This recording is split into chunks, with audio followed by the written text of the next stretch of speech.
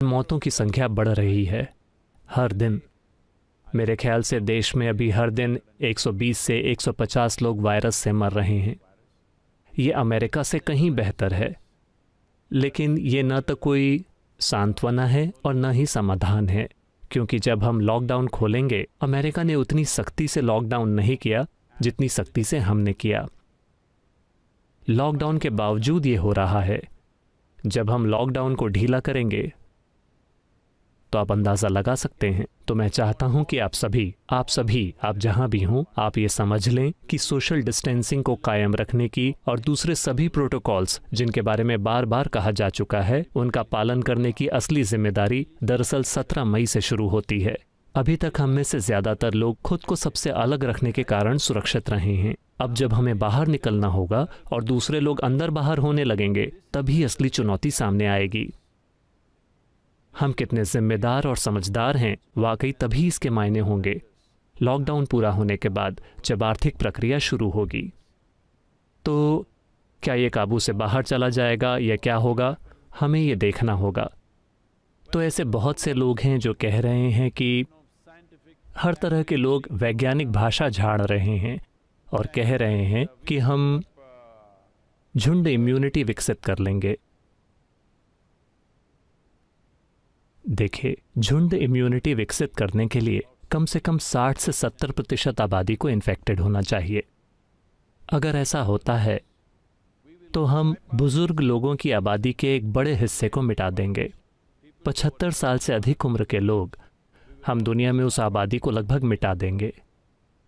और शायद 1 साल से कम उम्र के बच्चों को भी, और उन सभी कमज़ोर लोगों को जिनके ट्रांसप्लांट्स हुए हैं, जिनको दिल की बीमारियां हैं, डायबिटीज़ है और कई दूसरी चीज़ें हैं जो इस श्रेणी में आती हैं। तो पूरी कमज़ोर आबादी को हम मिटा देंगे। तो उस तरह से झुंड इम्यूनिटी वास्तव में कोई समाधान नहीं है। इसका मतलब है कि हम ये तय कर रहे हैं कि यह शब्द झुंड ही कुछ ऐसा है जिसे मैं सहन नहीं कर सकता जब आप इंसानों की बात करते हैं। झुंड इम्यूनिटी, आप जानवरों में इसकी बात करते हैं, लेकिन अभी हम वही बात इंसानों के लिए कर रहे हैं, क्योंकि वायरस सभी जानवरों से आया है। और ये पूरी चीज़, लेकिन ये कमज़ोर आबादी का सफाया कर देगा। अगर आप दुनिया भर में 70% इन्फेक्शन की बात कर रहे हैं, तो इसे कैसे रोकें? किसी के पास सुराग नहीं है। सिर्फ इतना है कि हमारे पास कुछ आइडियाज़ हैं कि इसे कैसे धीमा किया जाए। और सबसे अच्छी चीज़ आप ये कर सकते हैं कि अपने सिस्टम में इम्यूनिटी कैसे बढ़ाई जाए। हम आपको एक प्रोटोकॉल दे सकते हैं कि इसे कैसे बरकरार रखा जाए। आश्रम में अगले 3 दिनों में हम उन चीज़ों को बताएंगे कि आप कैसे अपनी इम्यूनिटी को उसकी मौजूदा स्थिति से बेहतर कर सकते हैं, क्योंकि 17 तारीख के बाद शायद बाहर के लोगों का आना शुरू हो जाए, लेन देन होंगे। हम इसे कम से कम रखेंगे, लेकिन फिर भी ये अटल है। हम हमेशा के लिए बंद नहीं रह सकते। ये हर जगह सच है।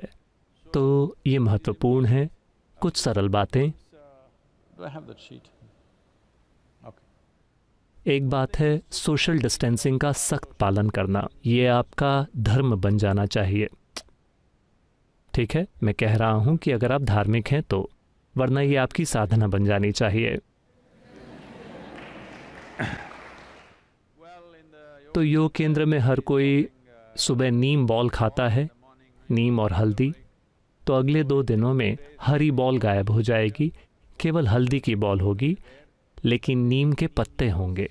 तो अपनी सुबह की साधना के लिए जाने से पहले आप 8 से 12 पत्ते लीजिए और इसे अपने मुंह में रखकर चबाइए और इसे अपने मुंह में रखिए। ये बहुत महत्वपूर्ण है कि ये आपके मुंह में रहे। आपके मुंह के क्षेत्र में होने पर ही ये सबसे ज़्यादा असरदार होता है। तो आप इसे अपने मुंह में रखें, इसे 1 से 2 घंटे तक चबाएं, इसे वहीं रहने दें। इसे थूकना नहीं है, इसे निगलना नहीं है, इसे बस मुंह में ही रहने दें और अपनी साधना करें, आप जहाँ भी हों। अरे क्या हुआ?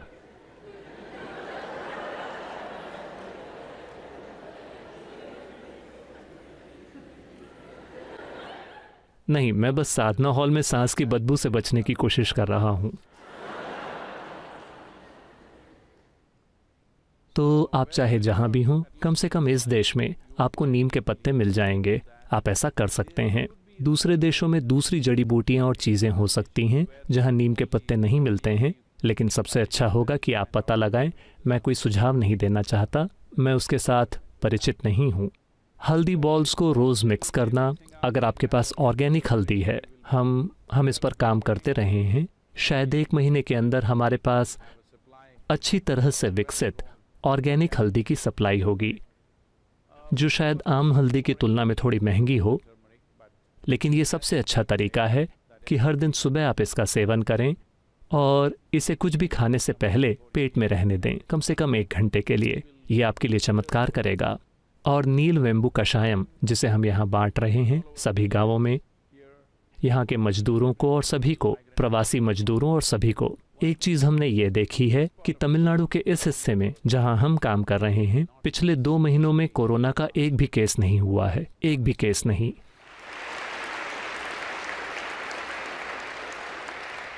एक चीज़ है प्रभावी सोशल डिस्टेंसिंग पुलिसिंग, जो हमारे और अधिकारियों के द्वारा की जा रही है, और नीलवेंबू कषायम और कुछ और दूसरी चीज़ें जो हम कर रहे हैं। तो अगर आप इन प्रोटोकॉल्स को बनाए रखते हैं तो बहुत आसानी से आप अपने इम्यून सिस्टम को बेहतर बना सकते हैं, क्योंकि अंत में आपके पास यही एकमात्र तरीका है।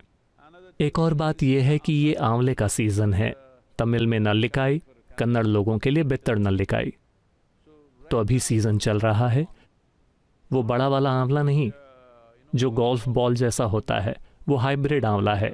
अगर आपको और कुछ नहीं मिलता तो वो भी ठीक है, वरना पहाड़ों पर जो उगता है वो केवल इतना बड़ा होता है। आप बस एक आंवले को तोड़कर उस पर थोड़ा नमक डालें और उसे चबाएं। आपको इसे अपने मुंह में रखना चाहिए। यह आपके मुंह में सबसे ज़्यादा असरदार होता है। ये 1 या 2 घंटे तक आपके मुंह में होना चाहिए। ये सरल सी चीज़ें आपके इम्यून सिस्टम को काफ़ी बेहतर बनाएंगी। और गर्म पानी पीना, दिन में लगभग 4 से 5 बार, बस सादा गर्म पानी, या आप थोड़ा सा धनिया या पुदीना डाल सकते हैं, या आप एक चुटकी हल्दी या थोड़ा सा नींबू का रस डाल सकते हैं, और इसे नियमित रूप से पिएं। और आपके रहने के स्थानों पर, चलने के स्थानों पर, ऐसे स्थान जिनका आप इस्तेमाल कर रहे हैं, लाइजॉल का छिड़काव। इसे पीना नहीं है, इसे इंजेक्ट नहीं करना है।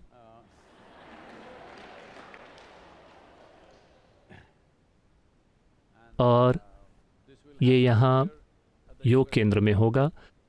हम योजना बना रहे हैं कि उन्हें कैसे रखा जाए और क्या किया जाए। ये आप में से बहुत से लोगों के लिए थोड़ी परेशानी पैदा कर सकता है, लेकिन आपको ये करना होगा। आश्रम में संवेदनशील आबादी को युवा आबादी से अलग किया जाएगा। ये बहुत ज़रूरी है कि ये किया जाए, क्योंकि एक युवा व्यक्ति के लिए जो चीज़ बिल्कुल ठीक है वो दूसरे व्यक्ति के लिए घातक हो सकती है।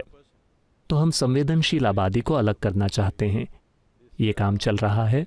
आपको इसे अपने घरों में भी करना चाहिए। अगर एक खास उम्र से ऊपर के लोग हैं या उन्हें कोई और बीमारी है जो उन्हें संवेदनशील बनाती है, तो ये महत्वपूर्ण है कि आप साफ तौर पर खुद को उनसे अलग रखें। कब तक, हमें नहीं पता, किसी को नहीं पता। हम सिर्फ अनुमान लगा सकते हैं। अभी अगर आप स्पेनिश फ्लू को देखें कि वो किस तरह फैला था, वो जनवरी के महीने में शुरू हुआ। उसने कुछ जानें लीं, लेकिन फिर एक दूसरी लहर आई अगस्त सितंबर के महीने में। उसी समय उसने सबसे ज़्यादा जानें लीं। तो कुछ डॉक्टर्स और वैज्ञानिकों को आशंका है कि ज़्यादातर देशों में अक्टूबर और दिसंबर के बीच एक दूसरी लहर आएगी। भारत में ऐसा होगा कि नहीं, या क्या ये पूरे भारत में होगा, क्योंकि यहाँ इस देश में एक जगह से दूसरी जगह में मौसम का हाल बिल्कुल अलग होता है। शायद ये बात अमेरिका के लिए भी सच हो। अमेरिका के दक्षिणी हिस्से में ये कैसे काम करता है और देश के उत्तरी हिस्से में क्या होता है, शायद ये अलग अलग हो। हमें पक्का नहीं पता है, क्योंकि उन्होंने किसी भी तरह के मौसम में जिंदा रहने की काबिलियत दिखाई है। इस बात की आशा थी कि गर्मी का मौसम आने पे वो कमज़ोर पड़ जाएंगे, लेकिन वैसा हो नहीं रहा है। अब हमें एक नई आशा है कि जब मानसून आएगा तो ये कम हो जाएगा। ये सिर्फ हमारी आशा है। वायरस शायद इन सभी हालातों में जीना सीख ले। इस बात का कोई सबूत नहीं है कि ये वास्तव में कम हो जाएगा। जब दूसरी लहर आएगी, जब हम अपने सुरक्षा कवच को थोड़ा ढीला करेंगे और कामकाज में लग जाएंगे, जब दूसरी लहर आएगी, तो शायद उस समय मानवता को एक बहुत बड़ी कीमत चुकानी पड़े। तो इसी वजह से हम संवेदनशील आबादी को अलग करना चाहते हैं। आप में से हर कोई, अगर आपके घरों में ऐसे लोग हैं, तो आपको एक स्पष्ट दूरी रखनी चाहिए, साफ दूरी। कब तक? दुर्भाग्य से हम नहीं जानते कि कब तक। कोई नहीं जानता कि कब तक। हर कोई अनुमान लगा रहा है। लोगों के जीवन के साथ अनुमान मत लगाइए। दोस्तों, कोरोना से बचने का सबसे कारगर उपाय यही है कि अपनी इम्यूनिटी को बढ़ाया जाए। आज हम आपको 5 ऐसे तरीके बताएंगे जिनसे आप अपनी इम्यूनिटी को बढ़ा सकते हैं। सबसे पहला तरीका है व्यायाम, जिसमें कि भिन्न भिन्न प्रकार की क्रियाएं शामिल हैं। सुबह कम से कम 45 मिनट व्यायाम करना चाहिए। व्यायाम में योगासन और प्राणायाम की क्रियाओं का अभ्यास किया जा सकता है। यहाँ आपकी सहायता के लिए कुछ आसन और यौगिक क्रियाओं का नाम बताए जा रहे हैं, जो कि आपको सुबह खाली पेट करनी है। सबसे पहला है सूर्य नमस्कार, उसके बाद है अनुलोम विलोम, कपाल भाती, सिंहासन और वज्रासन। दूसरा कारगर तरीका है गर्म पानी का सेवन। दोस्तों, गर्म पानी कफनाशक होता है। सर्वप्रथम सुबह खाली पेट चाय जितने गर्म पानी को पीना चाहिए। तत्पश्चात दिन में 3 से 5 बार कम तापमान वाले गर्म पानी को पीना चाहिए। तीसरा सबसे आधारभूत तरीका है स्वास्थ्यवर्धक भोजन करना। सुबह नाश्ते में प्रोटीन युक्त चीज़ों का इस्तेमाल करना चाहिए, जैसे अंकुरित दालें, चने, मूंगफली इत्यादि। और दिन में खाने की मात्रा में सलाद का ज़्यादा से ज़्यादा इस्तेमाल करना चाहिए। ऐसी चीज़ें खानी चाहिए जिनमें विटामिन सी प्रचुर मात्रा में हो। और रात्रि का भोजन बहुत हल्का करना चाहिए, जो कि आसानी से पचाया जा सके। दोस्तों, हल्दी औषधीय रूप से बहुत उपयोगी है। रात्रि में दूध पीते समय एवं खाने में उचित मात्रा में हल्दी का इस्तेमाल करना चाहिए। पर्याप्त मात्रा में नींद लें।